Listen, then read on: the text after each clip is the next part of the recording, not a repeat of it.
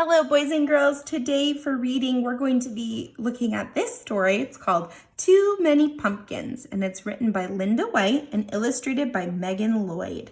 And boys and girls, this is one of my favorite stories to read in the fall and when it's October. It's one of my favorite things to read to all of my students.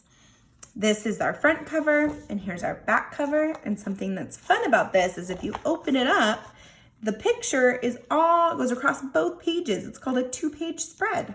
Isn't that cool?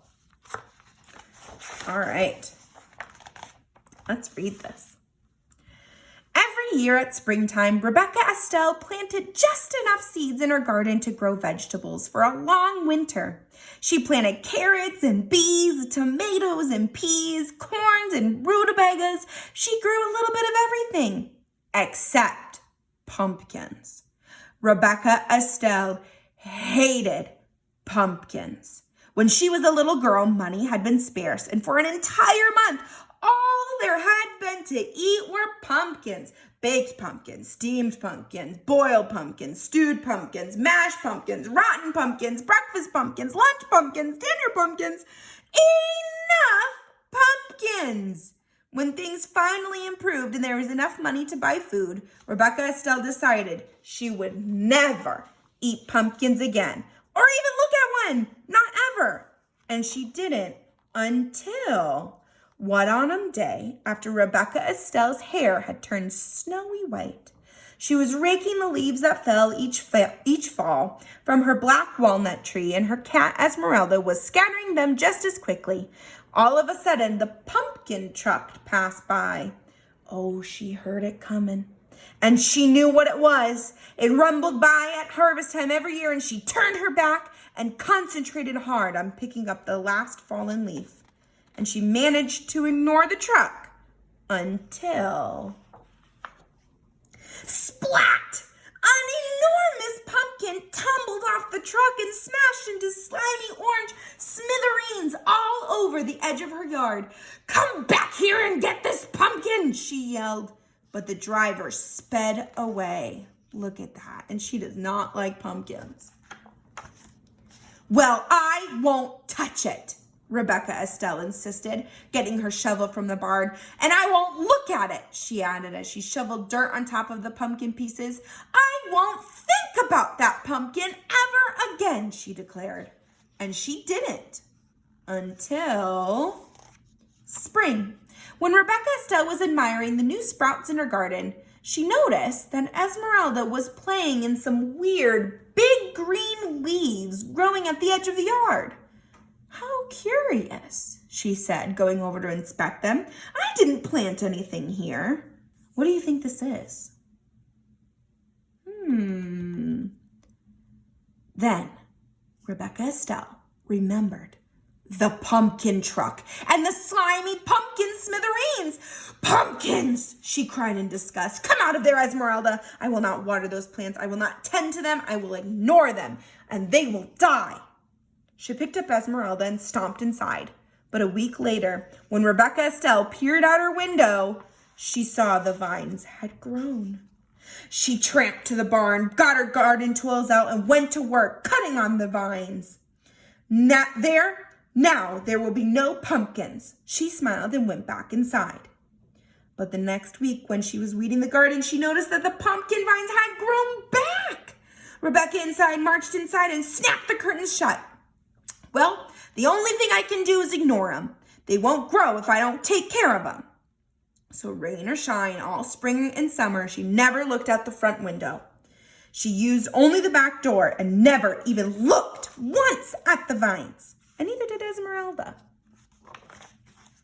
Rebecca Estelle ignored the vines so well that in time she forgot why she wasn't using the front door.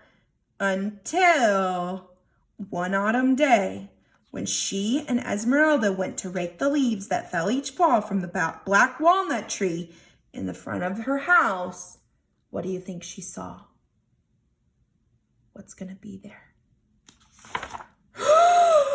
Pumpkins! Rebecca Estelle shrieked. Pumpkin vines had twined around the bushes, over the bird bath, through the porch rails, onto the rocking chair. The entire yard was a sea of plump, round, pumpkins! Rebecca Estelle could no longer ignore them. She plopped down on the pumpkin nearest her, putting her hands over her face. What will I ever do, Esmeralda? She cried. How will I get rid of all this many pumpkins? She thought and thought, and her mind went back to all the pumpkins she had eaten as a young girl, and when her pumpkins were the only food that her family had. Well, we can't let them stay here, she told Esmeralda. Some people might need these pumpkins, and I suppose there are folks crazy enough to like them. We'll give them away. She marched off to her wheelbarrow, and Rebecca struggled to lift the first pumpkin, then the second. She huffed and she puffed and she puffed. Oh, I'm too tired to deliver these heavy pumpkins. Maybe I can make them into pies, and they'll be easier to deliver. Ugh, what a bother. So she went to work. She scooped the slimy seeds out of the pumpkins and cut away the shells, and after she boiled it and mixed the eggs, milk, sugar, flour, cinnamon, nutmeg, and cloves to make rich pumpkin pies. Then Rebecca Estelle made pumpkin tarts and pumpkin muffins and pumpkin cakes, pumpkin bread, pumpkin pudding, pumpkin cookies, until pumpkin dishes spilled out of every cupboard and every drawer and every cubbyhole, and seeds were mounted in the corner. Well, that's the first batch, Rebecca Estelle said, dusting her floury hands. Now to deliver them. She put the wheelbarrow outside the kitchen door, then loaded it with pumpkin treats. When it was full, just the thought of delivering all those pumpkin dishes made Rebecca Estelle tired. Well, I wish they could just come and get them, she said. Then she had an idea. Rebecca Estelle whirled around and hurried back into the house for a kitchen knife. This should get people to come. Now, what do you think? What do you think Rebecca Estelle is going to do? She got a knife, and she said, this will help me. And she wants to have people come to her house. I wonder what she's going to do. Let's find out. She took her knife and sat in the middle of the pumpkin patch. She carved a smiling face on a nice round pumpkin, a scary snaggletooth face on a tall, thin pumpkin, and a boo on a short, squat pumpkin. She was so busy carving pumpkins, she hardly noticed how dark it was getting. And when she could no longer see, she went to the shelf on the back porch and got the sack of candles she kept for emergencies. If this doesn't get people to come here, we'll have to deliver them all ourselves, she muttered to Esmeralda. Whoa, look at all of those. Look at all of the pumpkins that she carved.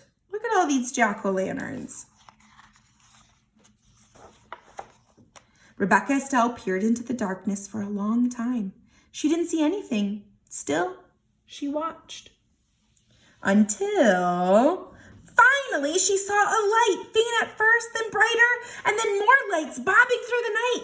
Here they come, she shouted. And Esmeralda, let's heat up some apple cider. There they are right there. They're coming. Young and old, everyone in town came. Rebecca Estelle, we thought you hated pumpkins, they said. We saw your jack-o'-lanterns from the end of the road and came for a closer look. Oh, I was hoping you would, said Rebecca Estelle. Where did you ever find all these pumpkins? People asked. Well, by accident, Rebecca Estelle said. Would you like some pumpkin pie? There's plenty. She winked at Esmeralda. Everyone enjoyed the pumpkin pie and cider and had a wonderful time. So did Rebecca Estelle.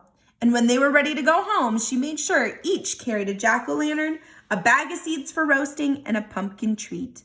Rebecca Estelle gave away everything that reminded her of the pumpkins she had always hated, until all that remained was a handful of seeds, and those she tucked snugly into her pocket, where they would be safe until planting time next spring. Oh, so wasn't that night? Rebecca Estelle ended up loving pumpkins because she got to make pumpkin pies and carve pumpkins for everyone in town. And she learned to actually really like pumpkins. Now, at the end of the story, Rebecca Estelle used a pumpkin to carve a face into it to bring everybody in. So we're going to do a fun little activity. We're going to go onto Seesaw. You're going to click on this pumpkin decorating craft. You'll add response. I'll click on my sample student. And then you get to decorate your pumpkin.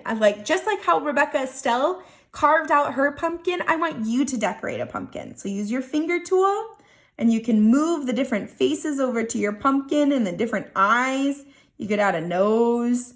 You could add all sorts of different things. Maybe even other decorations, some ears. Look at how silly that is. And I have even 2 other pumpkins in here if you wanted to do more than one. And you could always use the drawing tools and maybe make it even more silly and decorate your pumpkin. All right, I thought this would be a fun little activity since Rebecca Estelle decorated pumpkins and made jack-o'-lanterns in the story. All right, I can't see what you come up with for your jack-o'-lanterns.